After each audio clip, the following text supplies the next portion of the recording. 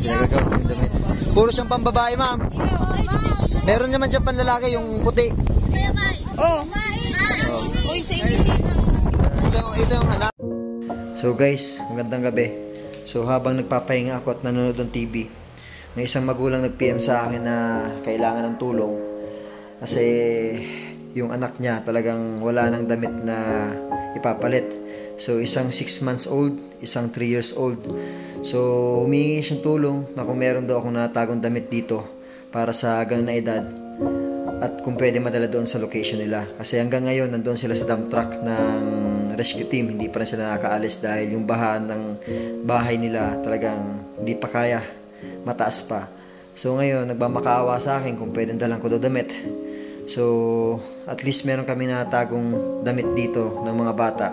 So maghahanap ako tapos dadalhan natin ngayon.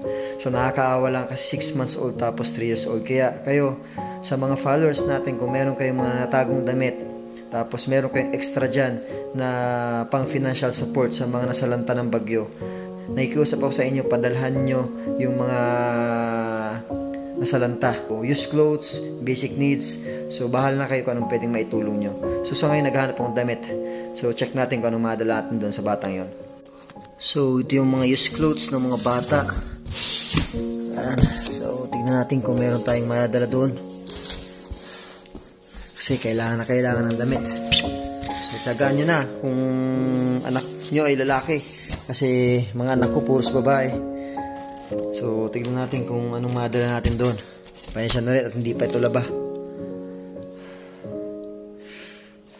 Pwede na to. 3 years old to.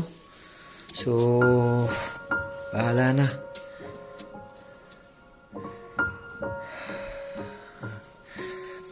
Kawawa ng batang yun. Walang pamalit, basang-basa, wala pang diaper, wala pang pagkain. So ito lang may tutulong ko, damit lang. Diyan, no?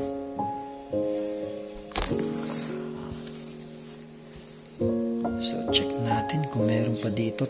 So rescue time na naman tayo ngayon. So ayun, magdadala akong damit sa isang 6 months old tapos isang 3 years old na bata. So ito yung nasa kahon. So, kailangan kong tulong nyo. Nagmamakaawa ako sa inyo na sana tulungan nyo ako sa mga ginagawa namin kasi talagang ipapaabot namin to sa mga nasalanta ng bagyo. Mahirap yung sitwasyon nila kaya kailangan natin tulungan sila. So ayun, kung meron kayong mga extra dyan, lalo na sa mga OFW na followers ko, baka matulungan natin sila. So yun, nakikiusap ako sa inyo kasi mga bata, mga matatanda, mga walang bahay, talagang grabe yung naranasan nila sa bagyong ito. So yun, dali ko na to doon sa Mabolo para yung bata makapalit na ng damit. Let's go. Alright, so ito yung sitwasyon ngayon dito sa may diversion road going to Mabolo Bridge. So dito natin dadalhin yung damit na kakailangan ng bata. So kung makikita nyo itong baha dito, so hindi naman siya abot tuhod, pero mahaba pa yung lalakarin nyo sa baha.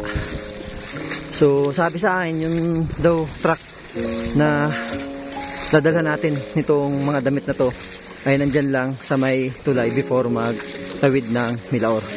So yun natin, sana nandun nga talaga para hindi tayo mahirapan tumawid.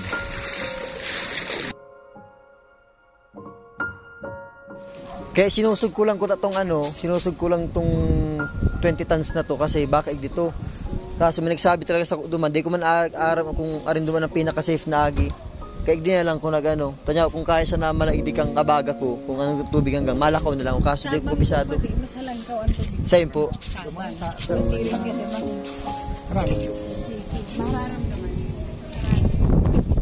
Sirap magikatong aki eh. Maing pang ribay bado. Sana may bangka pa.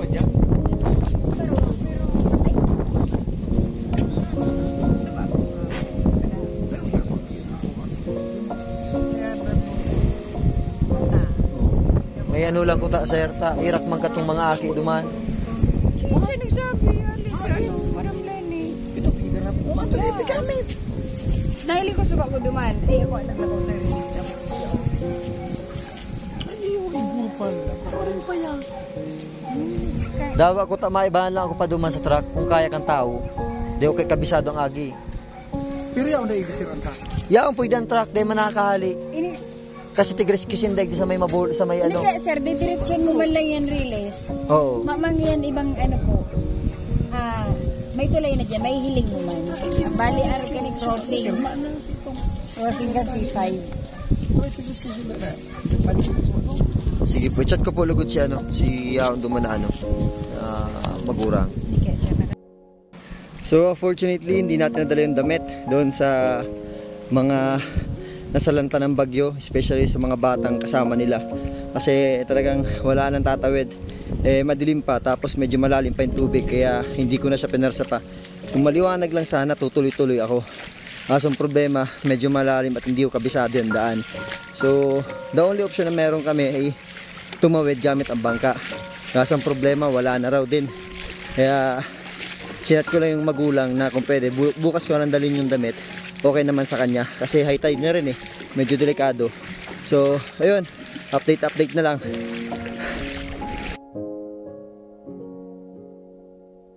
Alright, at the moment nandito kami sa Sabang Sabang, yung isang barangay dito na talagang baha. So papunta kami sa may tulay ng Bacolod, papunta sa may C5 kasi yung humingi ng tubig tapos damit ng mga bata dala namin. So dapat kagabi pa to, kaso hindi ako nakaantos kasi unang-una madilim na. So ito yung mga dala namin. So kasama ko si Cholo, si Kuya dito. Sitwasyon namin yan. Ayun. So hindi natin kilala yung dala natin ito, pero check ko lang siya, palumad na rin sa buko. Harap ko ang camera para mas makita nyo. So ito yung LCC. So yung tinuturo ko direksyon papunta doon, yung po yung tulay na kung saan doon sila stranded. So yung mga rescue yun nung unang araw na talagang grabe yung ulan tapos yung baha. So ito naman yung papunta sa may Abella. Alright, so punta natin yun kasi medyo malalim na tubig doon, pero okay lang yun kasi hindi naman lalampas tao. So yun, let's go. Alright, so ito yung tulay ng Mabolo. So napakalawak na tulay. Tapos talagang grabe yung tubig dito, makikita nyo. So ito yung dala namin, gamit ng mga bata, tapos yung tubig. So nag-PM lang yan sa page namin na kailangan daw nila ng tubig tapos damit ng mga bata kasi wala daw dadamitin. So ngayon, dadalhan natin. Alright, so yun, papunta na po yun. Pasahin na yung barkada, Gainsa ano? Ayun, so papunta na yung Gainsa. So ayun, dali muna natin ito gamit para sa mga bata. Nandun yata sila sa may unahan. Alright, so yun, iwan lang natin to. Tapos, goods na, uwi na tayo. Pinagagawa yung damit. Puro siyang pambabae, ma'am. Meron naman dyan panlalaki, yung puti. Oh. Uy, sa inyo. Ito yung anak. Yung bata, no? Ilang araw na kayo dito, ma'am? Ha? 3 araw na? Mga pagkasaan kayo? Yan lang. Yan lang. Yan. Lubog sa baha. So ito yung bahay nila. Ayan, no? Ayun, lubog sa baha. Nag-swimming na. Giba ng bahay? Wala na talaga? Wash out na? Lang. Bahay nila dito. So, niraan sa may truck na to. Halos 3 araw din sila. So, sa mga followers natin na OFW, baka makatulong naman kayo dito sa mga nasalanta ng bagyo. Ito yung sitwasyon nila dito, nasa truck. Sobrang init dito, ano? Hindi kasi pumapasok yung hangin. Dapat siguro yung truck na pupunta doon. Sitwasyon nila dito. So, subukan natin humingi ng tulong sa mga followers natin dito. Ito yung sitwasyon dito sa loob ng truck. So, yun. Kailangan ng pagkain, damit, tubig. So, yung dala kong tubig, maliit lang. Tapos bigas. May mga maliit pang bata dyan. May mga sanggol po. Kita nyo yan? So, ilang pamilya po kayo nandito?